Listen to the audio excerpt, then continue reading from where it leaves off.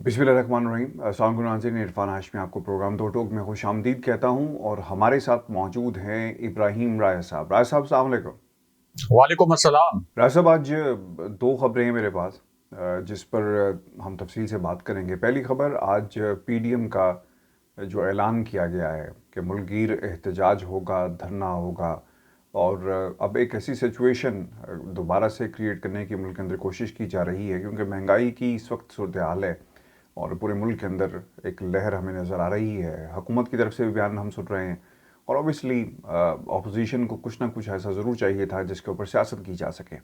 अब पाकिस्तान मुस्लिम लीग नून की अगर हम बात करें तो वो ऑब्वियसली पीडीएम को इस्तेमाल कर रही है, पीडीएम की आड़ के अंदर अपने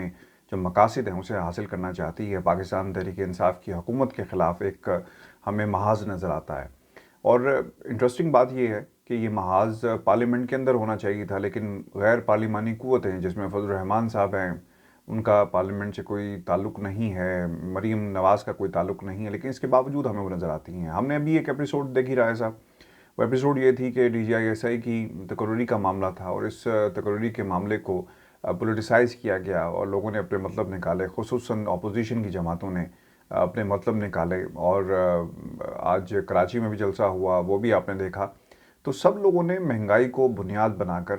अपनी जंग लड़ने का ऐलान कर दिया है। हालांकि महंगाई है और इसके ऊपर काबू पाना बहुत ही ज़रूरी है। आम आदमी पिस रहा है, इंटरनेशनल मार्केट्स के अंदर जो सूरत हाल है वो भी कौम के सामने है, लेकिन आम आदमी जिसको इतनी मुश्किल बातें समझ में नहीं आती कि जनाब मुल्क के अंदर महंगाई इसलिए क्योंकि आलमी मार्केट के अंदर महंगाई है। वाशिंगटन पोस्ट का एक आर्टिकल भी आया, उसने पूरी अमेरिका की सूरत हाल का जायज़ा लिया है, कोविड-19 की सिचुएशन और फिर अमेरिका ने कैसे उससे निपटा, वो भी पूरी कौम के सामने है। लेकिन अब सूरत हाल ये है कि अपोजिशन की जमातें जो ऐलान करके बैठी हैं, दूसरी तरफ ISI चीफ की तकर्री को पोलिटिसाइज़ किया। सब क्या आपको लगता है कि क्या हो क्या रहा है? क्योंकि ऐसी वाइब्स आ रही हैं कि शायद कुछ लोग ये कहते हैं कि शायद एस्टेब्लिशमेंट ने इन लोगों को एक्टिव कर दिया है। आपको लगता है कि एस्टेब्लिशमेंट का कोई हाथ कहीं पर किसी लेवल पर मौजूद है कि ये तमाम क़ुव्वतें जो गैर जमहूरी क़ुव्वतें हैं वो एक्टिव हो जाएं और हुकूमत को गिराने के लिए? क्योंकि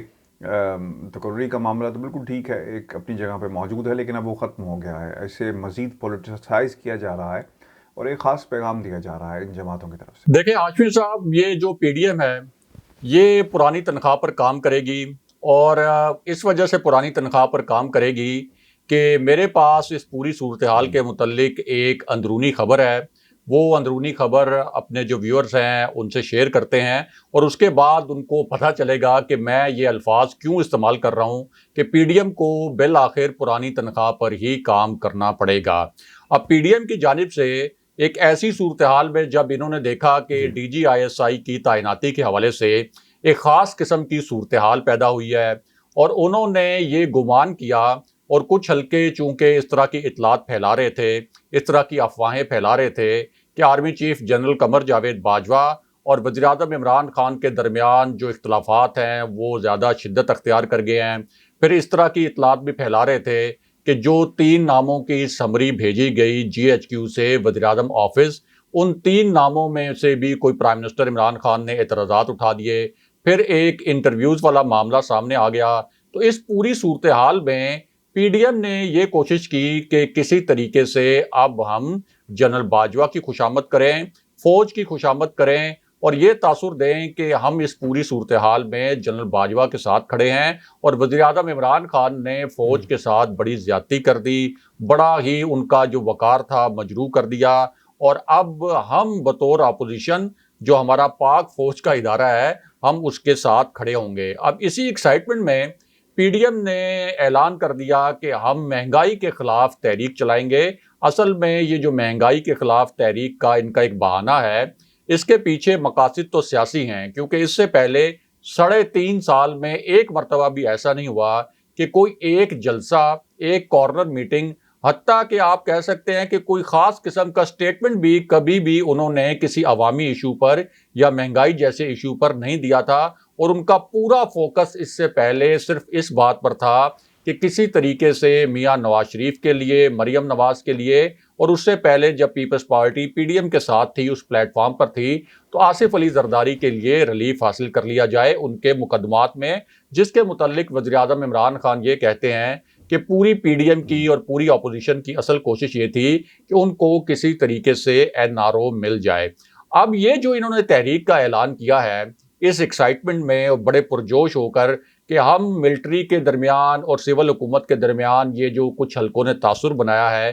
कि कोई कशीदगी पैदा हो गई है, तो इस कशीदगी का फ़ायदा जी। उठाएंगे। कुछ सिग्नल्स जो हैं वो शहबाज शरीफ ने भिजवाए रावलपिंडी, यानी जो ताकतवर हलके हैं, और इसी तरह मौलाना फजलुर रहमान ने भी अपने मीठे मीठे स्टेटमेंट्स के ज़रिए माहौल को ज़रा गरमाने की कोशिश की और ये कहा कि वज़ीर-ए-आज़म इमरान खान अपने मुल्क के इदारों पर हमला आवर हो गए हैं। ये वो मौलाना फजलुर रहमान कह रहे थे जो हर रोज़ ये एक स्टेटमेंट इस किस्म का देते थे कि हम जीएचक्यू पर धरना देने जा रहे हैं। और आपको याद होगा कि मौलाना फजलुर रहमान के जमात के ही एक और जो रहनुमा हैं, जिनको बाद में गिरफ्तार भी किया गया था, उन्होंने तो टीवी कैमरों में और एक टीवी प्रोग्राम में और प्राइम टाइम प्रोग्राम में ये अल्फाज इस्तेमाल किए थे कि ये जो जर्नैल हैं इनके हाथ काटने चाहिए, इनको लटकाना चाहिए, वक्त आ गया है कि इनके साथ एहतसाब करना चाहिए। तो इस तरह के जी। अल्फाज जेयूआई के जो रहनुमा हैं और मौलाना फजलुर रहमान ये इस्तेमाल कर रहे थे, लेकिन अब उनको इदारों के एहतराम का और इदारों के वक़ार का ख्याल आ गया है। तो ये जो पूरी गेम की जा रही है, अब ये जो तहरीक चलाने की, इसकी बुनियाद ये है कि ये चाहते हैं कि हमें एस्टेब्लिशमेंट से कोई ग्रीन सिग्नल मिले और उस ग्रीन सिग्नल के नतीजे में हम इस तहरीक को आगे बढ़ाएं। और शायद जो पहले हमारे ABCDE प्लान फेल हुए, यानी लॉन्ग मार्च का प्लान फेल हो गया, पार्लियामेंट से इस्तीफे देने का प्लान जो था वो फेल हो गया, जीएचक्यू पर धरना देने का प्लान फेल हो गया, तो शायद हमारा कोई प्लान जो है वो कामयाब हो जाए। लेकिन अब इस हवाले से जो दो वजीरों को प्राइम मिनिस्टर इमरान खान ने अंदर की बात बताई है और कुछ ज़राए से ये बात हमारे तक पहुंची है बतौर सहाफ़ी, क्योंकि जाहिर है किसी भी सहाफ़ी के अपने ज़राए होते हैं और सहाफ़ी ना सिर्फ हुकूमत बल्कि अपोजिशन और इसी तरह जो अहम हलके हैं या दीगर जो ऐसे हलके होते हैं जो किसी भी मामले से रिलेटेड होते हैं, तो उनसे राब्ते में रहते हैं, उनकी पल्स लेते हैं, वाइब लेते हैं और इस तरह ज़राए से उनको कुछ खबरें मिल जाती हैं। तो अब ये जो DGISI की तैनाती का मामला है, इस हवाले से हमारे पास खबर ये है हाशमी साहब कि ये मामला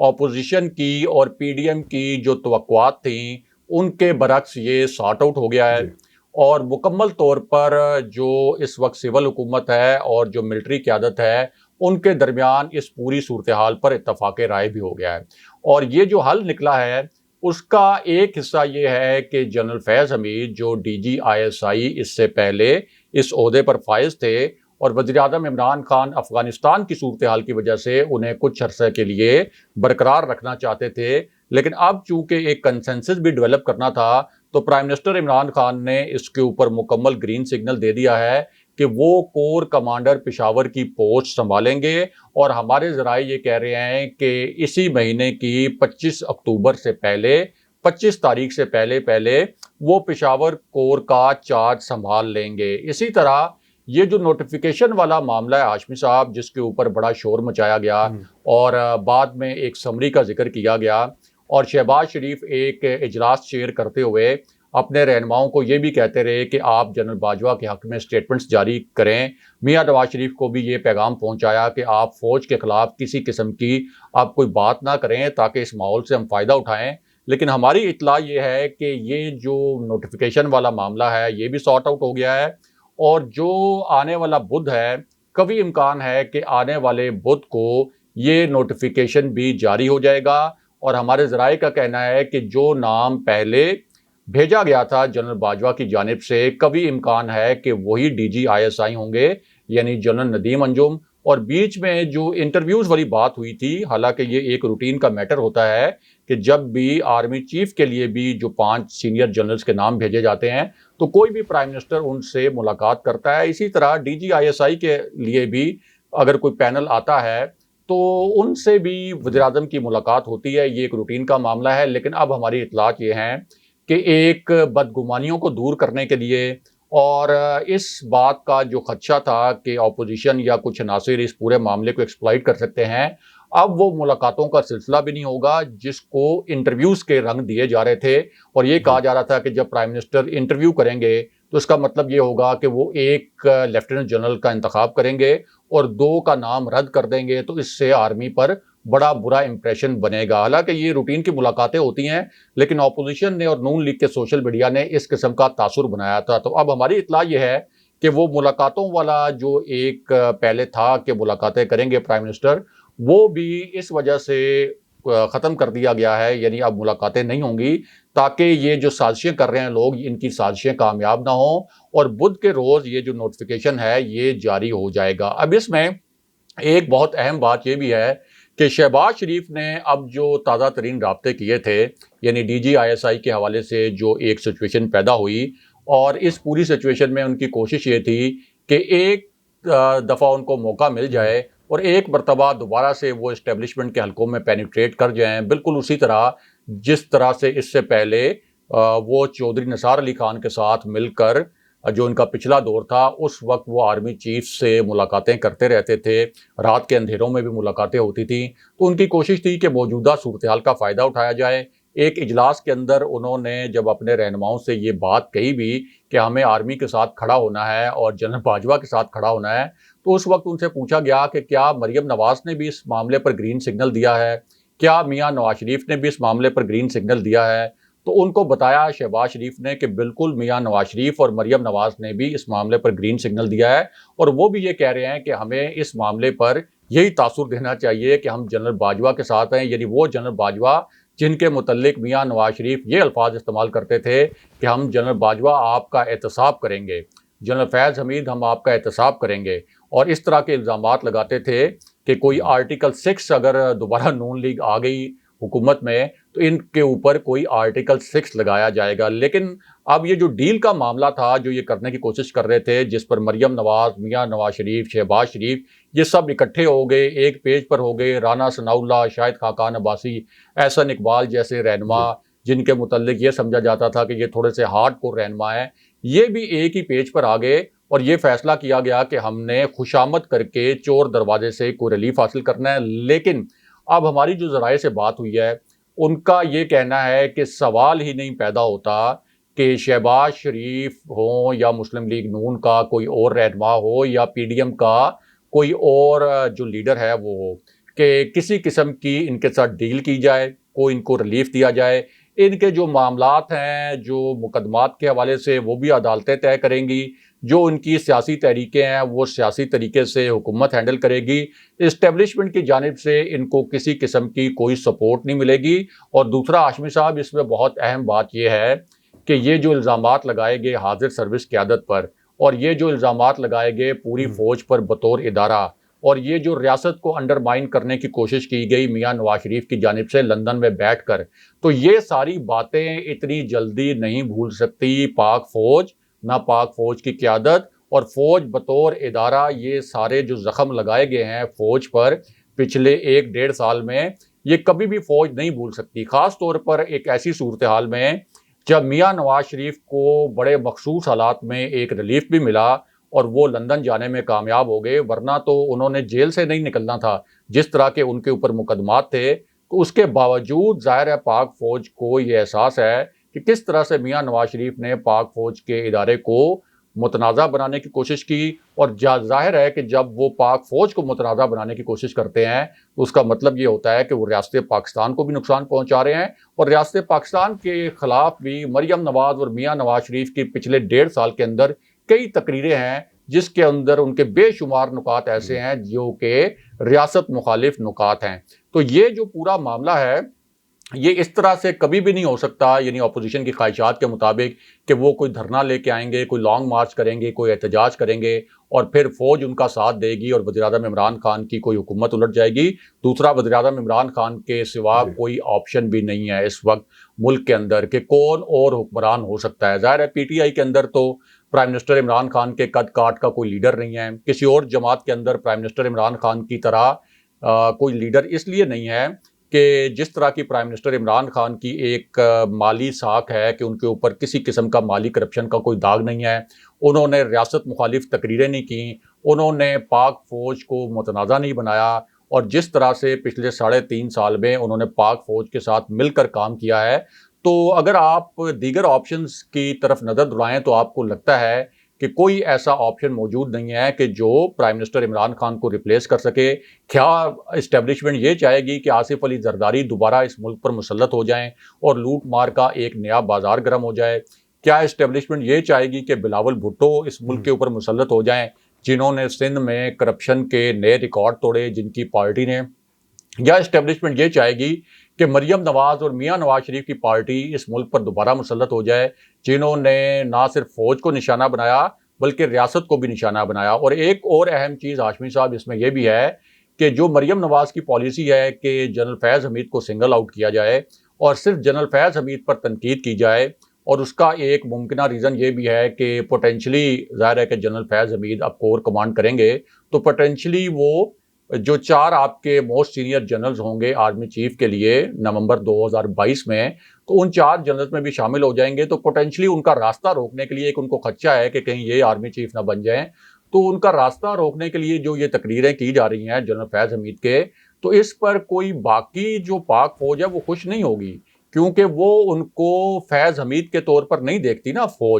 फौज उनको अपने एक जनरल के तौर पर देखती है। वो देखती है कि हमारा जो एक बहुत अहम इदारा है जिसको मुल्क की पहली दिफाई लाइन कहा जाता है, उसके सरबराह यानी आईएसआई के सरबराह पर मरियम नवाज इस तरह की तकरीरें कर रही हैं, इस तरह के इल्ज़ामात लगा रही हैं। और इस तरह के इल्ज़ामात तो भारत आईएसआई पर लगाता है, यानी भारतीय मीडिया, भारतीय हुकूमत आप देखें हर वक्त आईएसआई के ऊपर इल्ज़ामात लगाते रहते हैं। तो ये जो सिंगल आउट करने की पॉलिसी है कि जनरल फैज़ हमीद पर हम कोई इल्ज़ामात लगा के कोई फ़ौज की हमदर्दी हासिल कर लेंगे, इस तरह से नहीं होता। फ़ौज बड़ा एक डिसिप्लिन्ड इदारा है। अगर आप उनके एक जनरल ख़ास तौर पर जो कि डीजी आईएसआई था और अभी भी डीजी आईएसआई मौजूद है जब तक वो कोर नहीं संभालते पेशावर की, तो वो पाक फ़ौज का ज़ाहिर है कि एक इदारे के सरबराह थे। तो फौज को ये चीज़ बड़ी नागवार गुजरती है कि फौज के किसी भी हिस्से के ऊपर आप तनकीद करें, यानी अगर आप ये कहें कि हम तो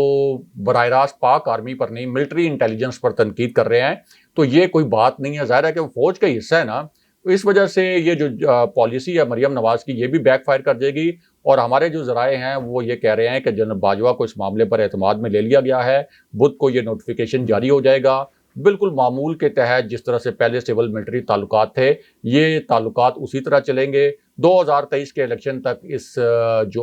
अपोजिशन है और जो पीडीएम है इसको इंतज़ार करना पड़ेगा। उस वक्त तक ये पुरानी तनख्वाह पर ही काम करेंगे। ऐसा दूसरा आपने शायद एक क्लिप देखा होगा, मेरी नज़र से गुजरा है सोशल मीडिया के ऊपर, जिसमें मरीम नवाज़ अपनी तकरीर लिख रही हैं और उसको बाकायदा लोगों के दरमियान सोशल मीडिया के ऊपर उससे जो है वो चलाया गया। और फिर हमने उनकी तकरीरों में भी देखा कि ये देख कर पढ़ता है, ये और वो देख कर भी सही नहीं पढ़ता। मरीम नवाज़ के अल्फाज हैं, अपने वालिद के हवाले से उन्होंने कहा कि इल्ज़ाम लगाया जाता था नवाज़ शरीफ के ऊपर। और फिर हमने देखा कि उसी कैंपेन के अंदर एक बंदा बाकायदा मरीम नवाज़ से मुखातिब है और कहता है कि मैडम आप अपनी तकरीर खुद लिखती हैं, बहुत अच्छी धुलाई की और क्या खूब लिखती हैं, और अपनी तकरीर लिखते हुए इससे पहले तस्वीरें। तो सर ये इसकी क्या कहानी है? मरीम नवाज़ क्या वाकई तकरीर अपनी खुद लिखती हैं? क्योंकि मुझे कम से कम पता है कि उनकी तकरीरों को लिखने में किस शख्सियत का हाथ है, और बल्कि वो शख्सियत कौन है और किस तरह की उनकी पॉलिटिकल ट्रेनिंग हुई। लेकिन मैं चाहूँगा कि आप हमें अंदर की खबर बताएं, ये तकरीरें मरीम नवाज़ की कौन लिखता है? कि अगर कोई सियासी अदाकारी के अवार्ड्स होते तो सबसे ज़्यादा अवार्ड्स शरीफ फैमिली जीतती। अब ये जो मरियम नवाज़ का दावा है कि मैं अपनी तकरीर का एक एक लफ्ज़ खुद लिखती हूँ, मैं आपको इसकी पूरी कहानी बता देता हूँ कि ये सब कुछ कैसे प्लान किया गया और असल में मरियम नवाज़ की तकरीरें कौन लिखता है और उनको जो उनकी तकरीरों के नुकात हैं वो असल में बताता कौन है। एक तो आप देखें कि जब मरियम नवाज़ स्टेज पर थी तो ये पूरी प्लानिंग की गई थी पहले से कि मरियम नवाज़ एक पेपर पर यानी एक कागज़ पर कुछ आड़ी तिरछी लकीरें मारेंगी, कुछ लिखने की कोशिश करेंगी 2-4 अल्फाज, और उसके बाद उनकी एक तस्वीर ली जाएगी वहाँ पर। उसके बाद मरियम नवाज़ के सोशल मीडिया सेल का कोई एक जाली अकाउंट उस तस्वीर को पोस्ट करेगा और मरियम नवाज़ से ये सवाल करेगा कि मैम ये आपकी तकरीरें क्या आप खुद लिखती हैं, क्योंकि हमने आपके हाथ में ये कागज़ देखा जलसे के दौरान और आप इसके ऊपर कुछ लिख रही थी। और उसके ऊपर फिर मरियम नवाज़ ये कमेंट करेंगी ट्वीट में ही कि हाँ, मैं एक एक लफ्ज़ खुद लिखती हूँ। और बिल्कुल यही हुआ कि वो कागज़ मरियम नवाज़ ने उठाया हुआ था, एक तस्वीर बनाई गई, एक फिर सवाल किया गया एक जाली अकाउंट से और मरियम नवाज़ ने उस पर ट्वीट कर दिया कि हाँ, एक एक लफ्ज़ तकरीर का मैं खुद लिखती हूँ। हालाँकि जितने इस्लामाबाद में सहाफ़ी हैं, हाशमी साहब, जो मुस्लिम लीग नून को कवर करते हैं और जो सियासी एक्टिविटीज़ कवर करते हैं, यानी मुस्लिम लीग नून की सरगर्मियाँ कवर करते हैं और मुस्लिम लीग नून के रहनुमाओं से उनका राब्ता भी रहता है, उन सबको मालूम है कि इससे पहले मियाँ नवाज़ शरीफ की तकरीरें हों या मरियम नवाज़ की तकरीरें हों, वो लिखते थे इरफ़ान सिद्दीकी। जी, इरफ़ान सिद्दीकी साहब, जिनको सेनेटर बनाया है इस वक्त मुस्लिम लीग नून ने, जो बड़े कॉलम भी लिखते थे मुस्लिम लीग नून के हक़ में और फिर उनको प्राइम मिनिस्टर हाउस में, प्राइम मिनिस्टर ऑफिस में एक ओहदे से भी नवाजा गया था और अब उनको सेनेटर बनाया गया है। तो ये सारी तकरीरें वो लिखते थे बाकायदा तौर पर और अभी भी हर तकरीर में हमारे ज़राए के मुताबिक उनका बड़ा कलीदी इनपुट होता है। दूसरा,